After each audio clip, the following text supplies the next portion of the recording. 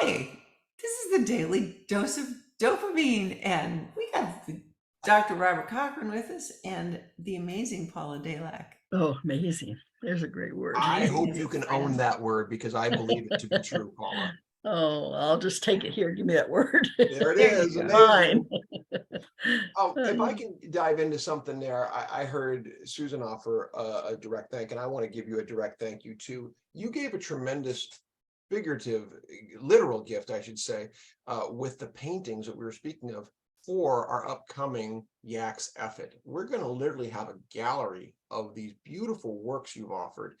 And I so look forward to sharing your gifts with the world because you see things in interesting ways, and that to me is one of the great marks of art. You have a perspective, and the one of the ones you've given me is, of course, Yaks with the genie lamp with the smoke coming out of it, and there it is, as if it were a dream being manifested. I'm like, how did Paula see my heart? How did Yeah. Paula see my dreams? And you manifested it in a way that Oh I'd my never seen goodness. it, and Yeah. yet speaks my truth. I just want to thank you for that, Paula. Well, you emanate that though, Robert. I mean, I surround myself with people like this, and it's so much fun because your thoughts kind of come out into the air. You do. You emanate love and happiness and fun.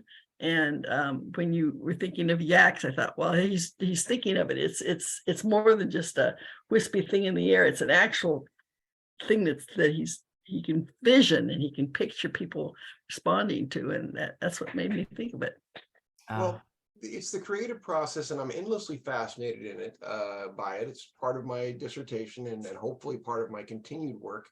There are a good bank of neurologists who are dedicating their career toward this. Why it goes that way, and just the way you spoke of it right there, is similar to my creative process. You see things literally. I remember getting asked about that at a company I worked with, rather toxic company. However, the opportunities to be creative within it were massive because people were just leaving opportunities to connect both people and experiences all over the place. And I was presenting things to my then boss, who was like, this is great. Where is this coming from? And I said, it's just lying. I see it lying on the carpet. Yeah, Like y'all are just walking past. You're so goal oriented and so transaction oriented. None of you are connecting, the people and the feelings and the thoughts and the wishes. And that's what it is. We yes and as artists, right? We connect dots that others don't connect. Part of which, that's it. Go ahead, Susan.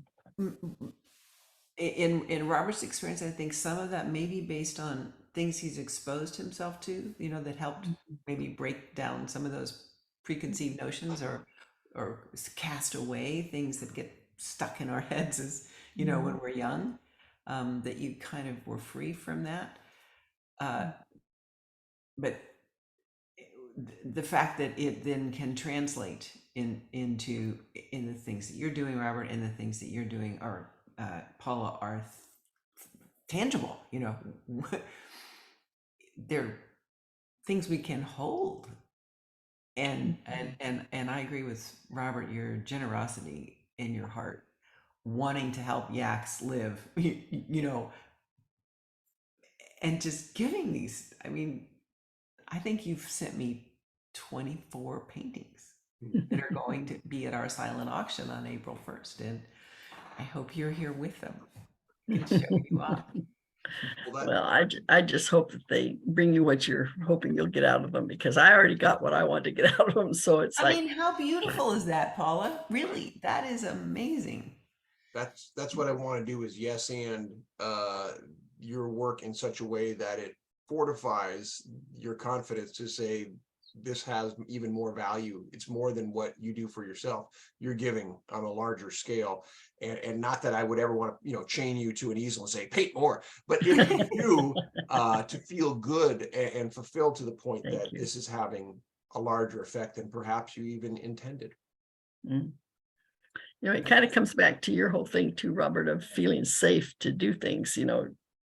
What's the downside of doing it, really? I just feel safe when I paint something, and even if my husband, who's one of my good critics, he'll tell me if I've got something that's way out of whack or something, and I really don't care, and he knows that, so he feels safe in criticizing me because I don't care. If it doesn't look right, I'll do it again, or I'll do it over. And I've done that. I've taken the whole thing and just painted it completely over and started again. There's tremendous value in safe criticism, in loving criticism. There really is. And that's a whole nother episode. Perhaps we'll do another time. I know we're at 5 minutes. Paula, thank you so much for spending some time. Thanks with for us. inviting me. This was fun. Awesome. I love Daily Dose anyway. And thank you for that as Yes. well. We'll see you soon. All right. Bye-bye.